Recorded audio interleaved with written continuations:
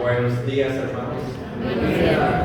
Muy bien. Al principio creí que no había nadie, pero qué bueno, ahora sí me contestaron fuerte y nuevamente es una alegría el poder estar aquí con ustedes y a nombre del grupo que venimos de allá de Houston queremos agradecerles por todas sus muestras de amor, sus muestras de compañerismo, pero principalmente gracias por estar orando para que la obra del Señor pueda continuar y siga. Y les agradecemos grandemente porque el apoyo de sus oraciones, el Señor está obrando grandemente en todos los lugares donde el Señor nos ha llevado. Y por favor continúen orando porque el día de hoy estoy saliendo para Cajamarca y esta tarde continuamos con el programa de Misión Posible ahora en Cajamarca. El día de ayer lo estuvimos celebrando, y digo lo estuvimos porque estuvimos organizando todo en Cayacas, en Cajamarca. No sé si conozcan ese lugar, un lugar muy hermoso, y por la gracia de Dios Él trajo a más de 95 niños. Así es de que estamos pero muy contentos con lo que el Señor está haciendo. Y simplemente a forma de historia, el Ministerio de Misión Posible en el mes de agosto, el próximo mes, cumple 45 años de haberse iniciado. Y estamos pero muy contentos porque a través de los años el Señor ha permitido de que este ministerio continúe y también a través de este ministerio con niños el Señor ha formado iglesias y eso nos da mucha alegría de saber lo que Él está haciendo. Muy bien, posiblemente yo no voy a tener tiempo para despedirme de todos ustedes, pero una vez más, un abrazo para todos, porque tengo que estar en el aeropuerto a la 1:30 de la tarde, así es de que me van a disculpar. Muy bien, vamos a inclinar nuestros rostros y vamos a hacer oración. Dios nuestro, en estos momentos queremos agradecerte por darnos esta hermosa oportunidad de poder disfrutar de todas las bendiciones tuyas. En estos hermosos cantos estuvimos recordando todo lo que tú has hecho por nosotros. No entendemos por qué tú quisiste morir por nosotros. Lo único que nos dice tu palabra es de que tu amor fue tan grande que enviaste a tu Hijo unigénito. Y te agradecemos, Dios nuestro. Pero también cantábamos de esa fidelidad. Gracias porque desde el día que hemos creído en ti hasta el día de hoy, siempre tú has estado con nosotros. Nunca nos has abandonado, porque tu palabra nos dice que tú nunca nos dejarás ni nos abandonarás. Gracias por esa fidelidad. Y en estos momentos, al abrir tu palabra, pedimos de que tú puedas tocar nuestros corazones y que podamos entender y comprender lo que tú tienes para nosotros. Te lo agradecemos en el precioso nombre de nuestro Señor Jesús. Amén. Muy bien, estamos mirando los hombres del Maestro. Es un estudio de los 12 discípulos que nos va a ayudar para que podamos nosotros entender también nuestro llamado, porque como iglesia aquí en San Martín, Dios ha puesto a una iglesia completa, nada le falta. Lo único que falta es de que tú, querido hermano, tomes la responsabilidad de el don que Dios te ha dado y lo pongas a trabajar. Y qué hermoso es de que el Señor nunca hace una iglesia deficiente. Nosotros como humanos la hacemos deficiente porque queremos poner todas las cosas humanas en lugar de las cosas divinas. Y recordemos, la iglesia no es una institución humana. La iglesia tampoco se maneja con reglas humanas. La iglesia se conduce de acuerdo a la palabra de Dios. Aquí Dios en su palabra nos ha dejado específicamente lo que la iglesia tiene que hacer. Y ya también nuestro hermano Luis en su oración también pudo compartir con nosotros en la Cena del Señor acerca de las iglesias, por ejemplo, allá en el Asia Menor. Nuestro Señor quiere de que cada iglesia brille y que cada iglesia que Él ha instituido, que podamos cada uno de nosotros estar activos en la obra de Él. Por eso Él llama a estos 12 hombres, y estos 12 hombres van a revolucionar al mundo con el mensaje de Jesucristo. El Señor Jesús les dijo de que fueran, dice, por tanto, id. Y en primer lugar, o segundo lugar, porque el primero es ir, no quedarme parado, sino tengo yo que ir y hacer discípulos. Ahora, ¿cómo hago un discípulo? Ya dijimos que un discípulo es un alumno. Y para trabajar con un alumno, ¿qué es lo que tengo que hacer? Tengo que sentarme con él, y en este caso tengo que abrir la Biblia y enseñarle lo que la palabra de Dios dice. En el proceso de enseñarle lo que la palabra de Dios dice, vamos a llegar a los puntos de lo que es el pecado.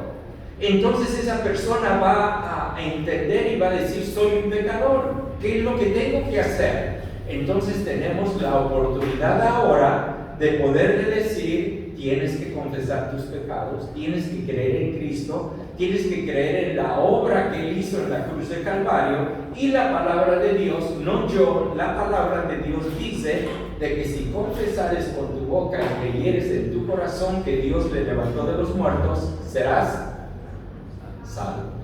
No yo. La palabra de Dios le va a estar diciendo. Y después de que él ha llegado a ese punto, ahora tengo que seguirle discipulando en toda la palabra de Dios. Y entonces, esta persona, este nuevo hermano, ahora está equipado porque estoy estudiando con él la palabra de Dios.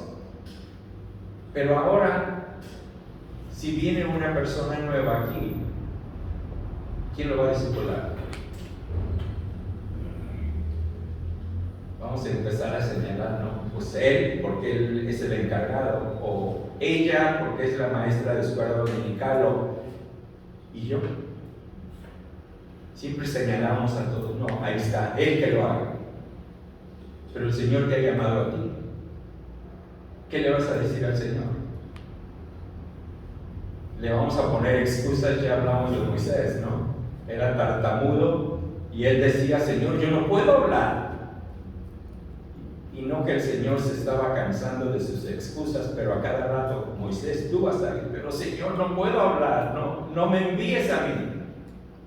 Finalmente Dios lo envía y Moisés dice, ok, está bien, Señor, pero tenía su intérprete, su hermano, porque él lo entendía perfectamente en cómo hablaba y podía descifrar todas esas palabras. Hermanos, cuando ponemos excusas de no hacer nuestra labor para la cual Dios nos ha llamado, es como estarle diciendo al Señor Jesús, lo que hiciste en la cruz no me importa. Y qué triste es llegar a ese punto. Ojalá y de que nunca lleguemos a ese punto de decirle, Señor, mira, a mí no me importas. Porque ahora está de moda eso, no sé si lo sabían. Muchos que han escrito himnos pues muy bonitos, ahora de momento han dicho, yo ni siquiera creo en Cristo, ni siquiera creo en Dios. Ojalá y de que nunca lleguemos a ese punto, sino al contrario, que podamos seguir adelante. Muy bien, entonces, gracias. No sirve esto. Si le sigues sigue más.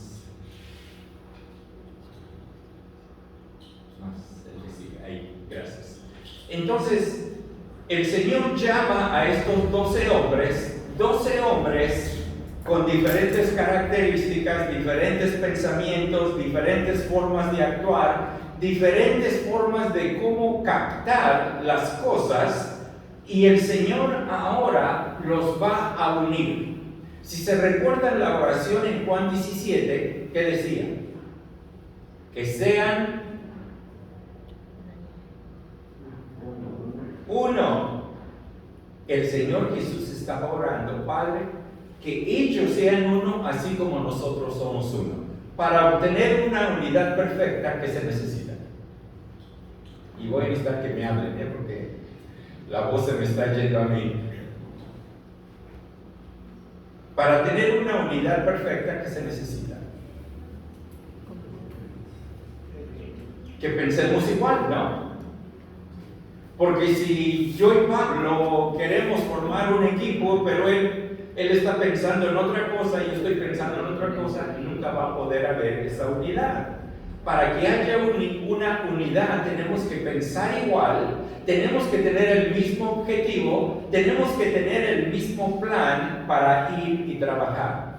¿Eso cómo se logra en la iglesia? Se logra a través de la lectura y de la aplicación de la palabra de Dios. Porque si todos estamos leyendo la palabra de Dios, todos vamos a tener el mismo objetivo, que es glorificar a Cristo. Todos vamos a ayudarnos mutuamente para seguir llevando el mensaje del Evangelio de Cristo a todos aquellos que lo necesitan. Pero para eso necesitamos estar unidos. Hay muchos cantos que cantamos: unidos, unidos en tu nombre, unidos, pero la realidad es de que no estamos unidos. Hermanos, el propósito que nuestro Señor Jesús tuvo al llamar a estos 12 hombres, hagan de cuenta que eran 12 direcciones diferentes, pero el Señor, a través de estos 3 años, los unió, con excepción de uno, como ya sabemos, Judas, el que entregó al Señor. Él simplemente dio la espalda y se fue. Estuvo muy cerquita, porque tuvo aquí el peso de conciencia por lo que había hecho. Lo único que necesitaba era arrepentirse, pero no lo hizo. Él pudo haber sido salvo, pero Él no permite eso. Entonces el Señor, a través de estos 11 discípulos, les va a dar un propósito, y ese propósito es de que estén unidos para que sigan llevando el glorioso mensaje del Evangelio. Ahora, el Señor Jesús, después de su tentación, como todos sabemos, Él estaba en el desierto cuando viene Satanás y lo tienta, y cuando termina ese episodio, Él va a Galilea para ser bautizado por Juan y de esa forma empezar su ministerio. Y la palabra de Dios nos dice que la noche anterior Él la pasó toda esa noche orando a Dios para que su padre le dijera a quién escojo. ¿Quién es esa persona idónea que tú quieres para que sea parte de este equipo? Porque imagínense, es como ahorita. Yo les digo, necesito 12 voluntarios, y me van a decir: ¿para qué? Vamos a ir por todo el mundo a llevar este mensaje. ¿Cuántos levantarían la mano y dirían: aquí estoy? Muchos preguntarían: bueno, ¿y dónde vamos a dormir? ¿Y qué vamos a comer? Y siguen las preguntas. Estos hombres estuvieron trabajando en sus trabajos regulares. El Señor llega: ven y sígueme.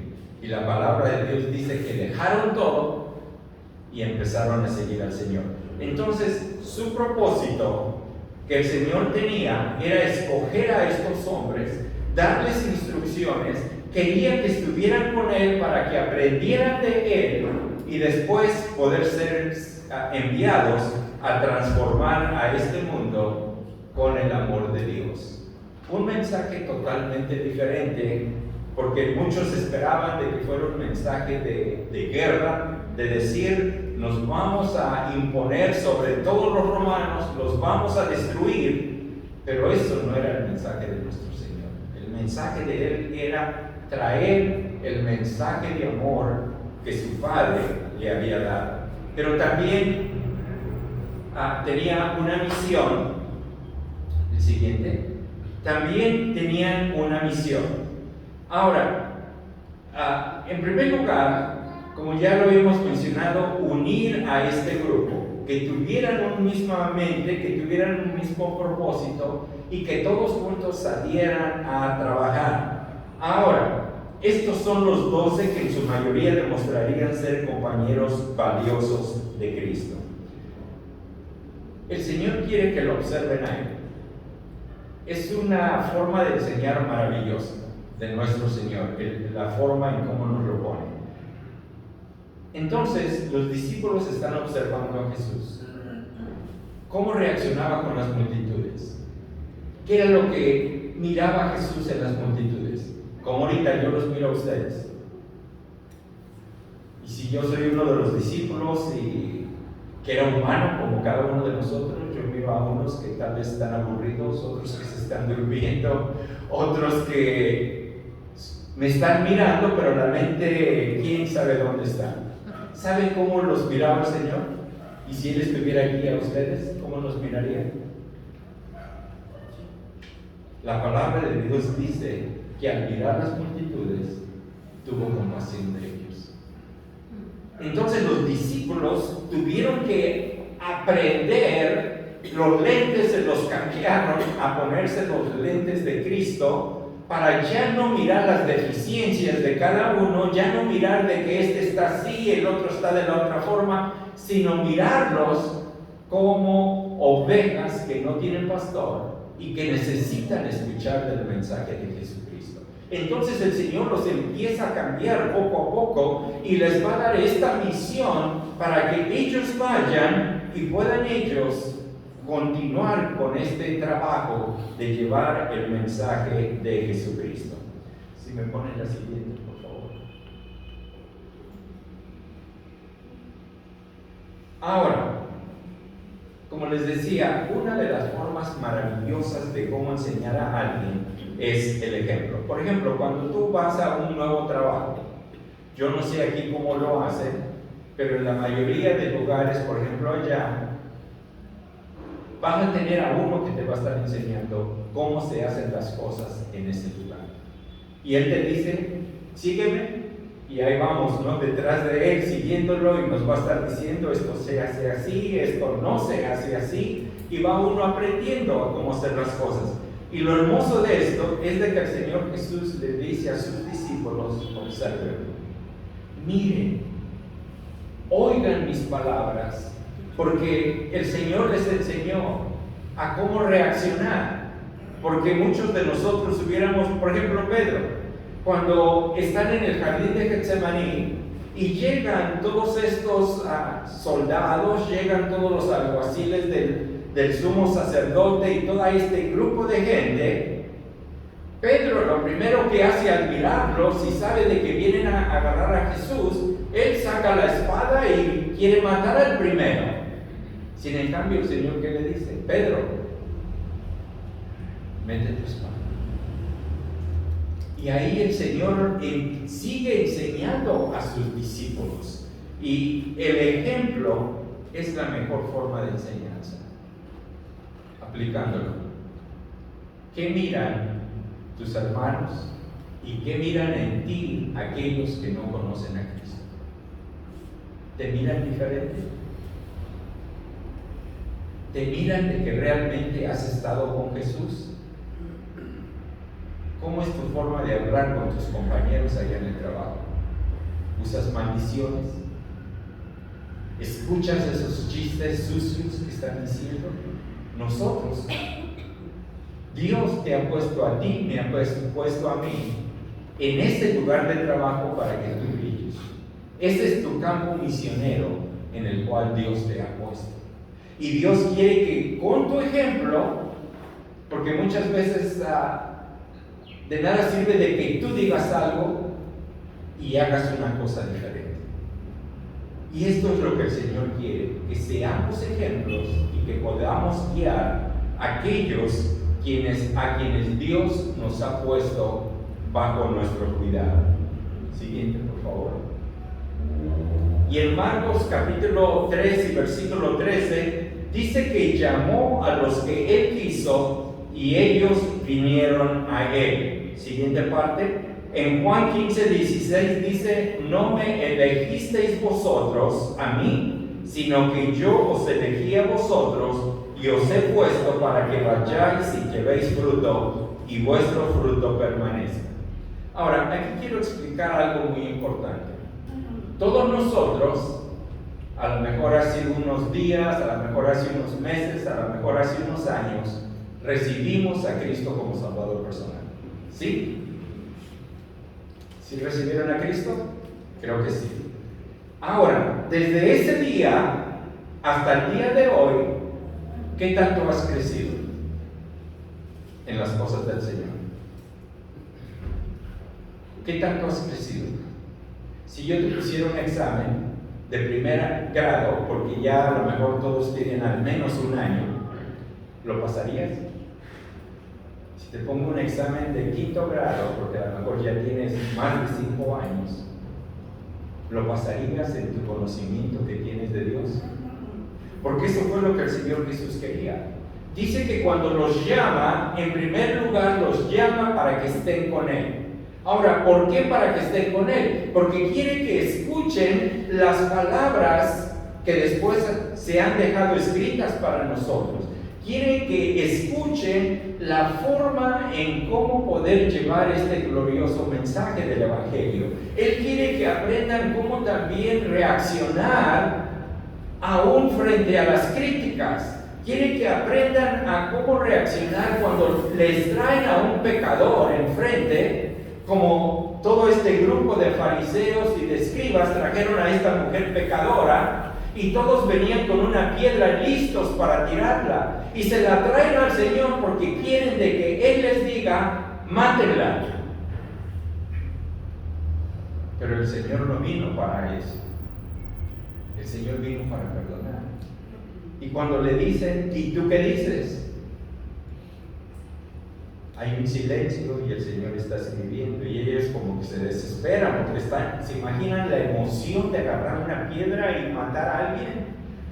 Tenían toda la adrenalina, se les había subido y están todos listos para matar. Pero el Señor se toma su tiempo y después simplemente se voltea y con una voz suave, calmada, el que esté sin pecado, que tire la primera piedra. Y nuevamente continuó escribiendo, no dijo nada. Y a todo este grupo, su conciencia les empezó a molestar. Y se fueron. Después el Señor voltea y le dice a la mujer, ¿dónde están los que te acusaron? Y ella le dice, se han ido todos, Señor. Y el Señor le dice, vete y no peques más. ¿Se dan cuenta de la forma como quiere el Señor que tratemos con los pecadores? Es una forma maravillosa, porque si yo hubiera sido el primero en tirar la piedra. Pero el Señor dice, yo no he venido para eso. Yo los amo y quiero que ninguno se pierda, sino que todos puedan ser salvos. Si me pones la siguiente sección. Entre la salvación y el servicio debe de haber un tiempo de entrenamiento.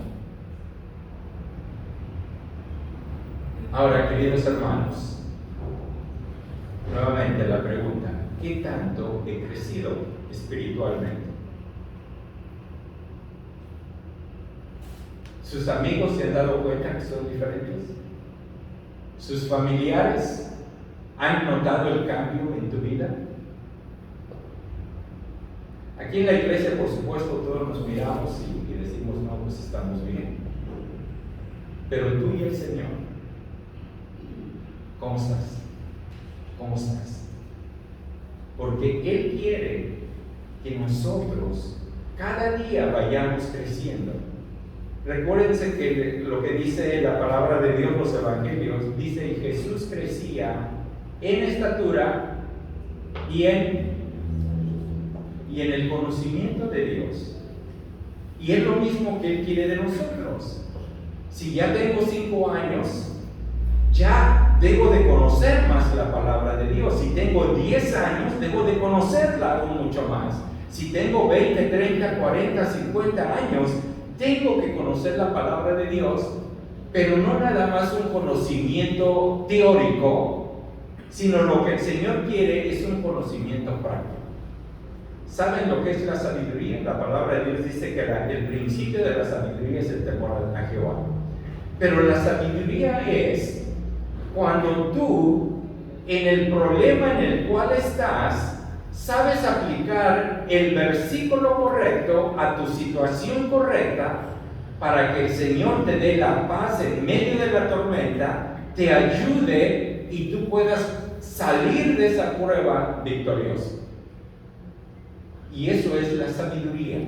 Saber aplicar específicamente los versículos que ya sabemos de la palabra de Dios a la situación en la cual tú estás viviendo. Y eso es lo que nuestro Señor quiere. Si me pones el siguiente pedacito. El Señor quiere a alguien que modele la virtud cristiana y le muestre cómo aplicar los principios bíblicos a su vida. Y para esto fuimos llamados, queridos hermanos. Pedro lo pone para que anunciéis las virtudes de aquel que os llamó de las tinieblas a su luz admirable.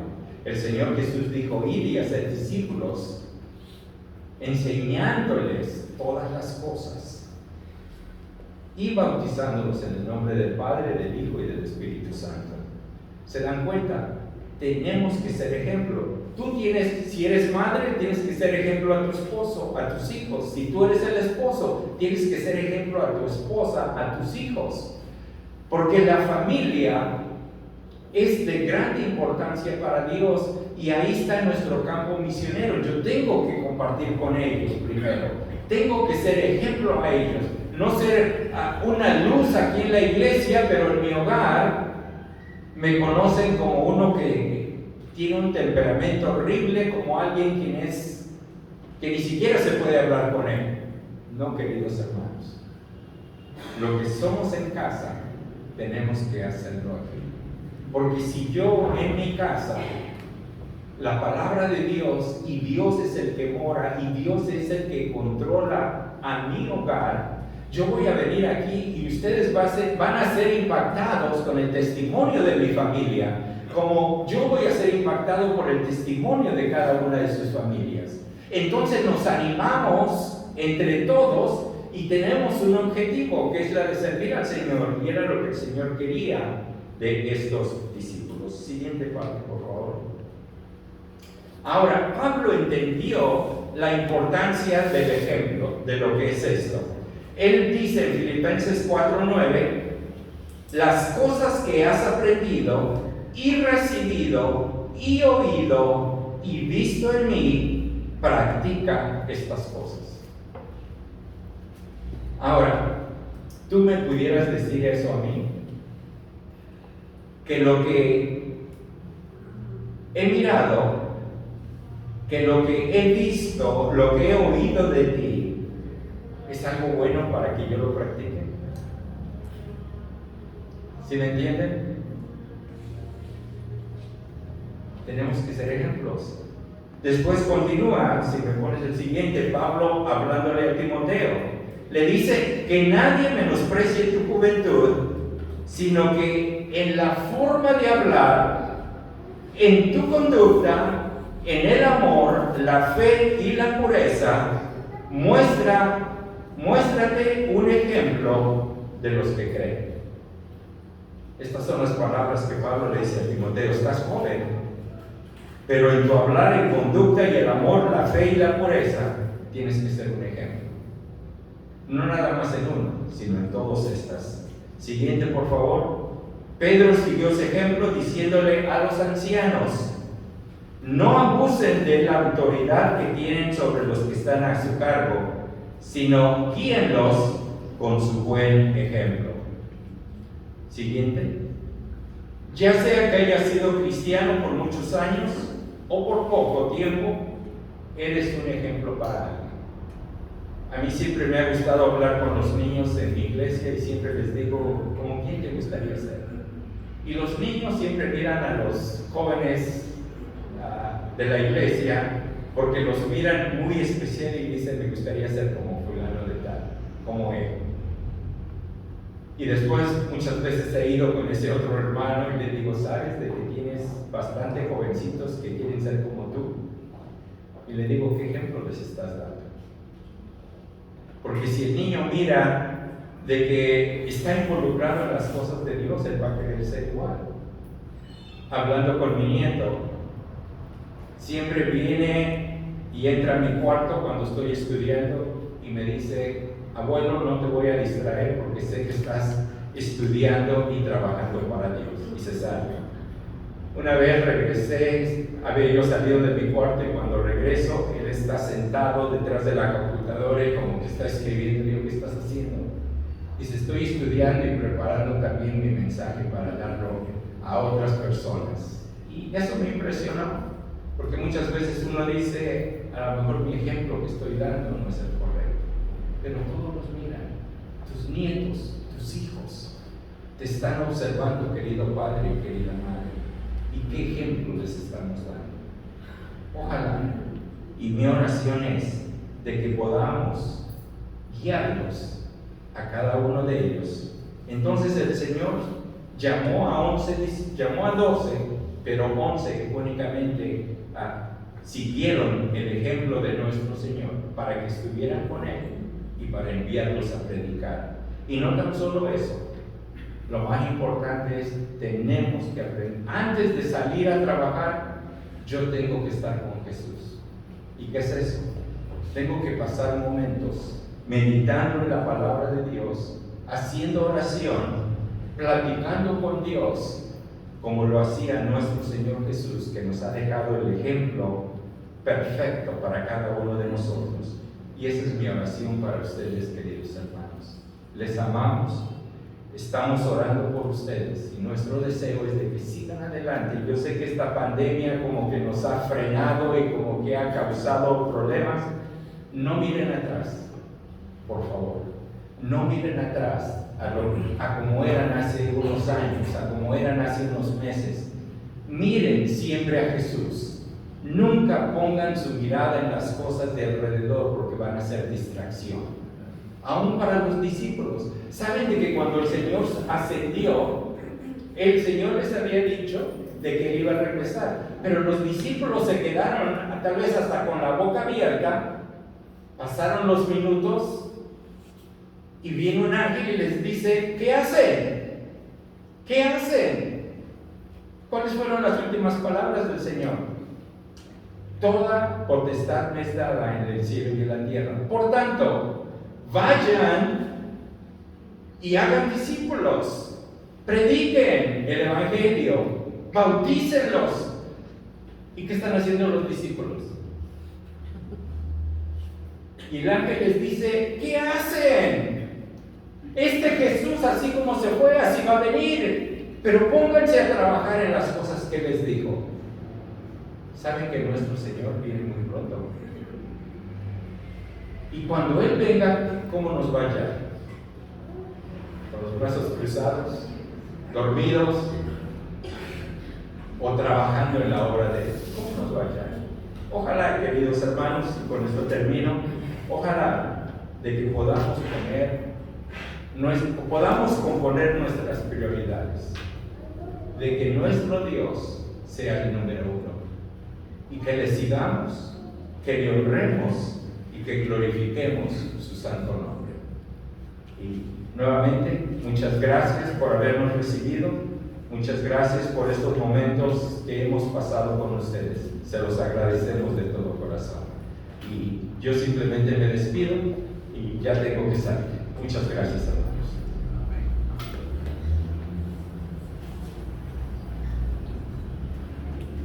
Nosotros nos reunimos los días miércoles a las 7:30, tenemos reunión de oración, podemos seguir continuando todo lo que el Señor quiere para nuestros días. Vamos a inclinar nuestro rostro para poder despedirnos. Vamos a orar. Señor, te queremos dar las gracias por este día que nos has regalado, el día del Señor. Gracias por tu palabra. Ayúdanos, Señor, a pensar, a meditar en lo que tú quieres, con lo que hoy nos estás enseñando, a poder seguir lo que tú quieres para cada uno de nosotros, poder también seguir llevando el Evangelio, Señor. por donde tú nos pongas, en los caminos que tú nos pongas, Señor.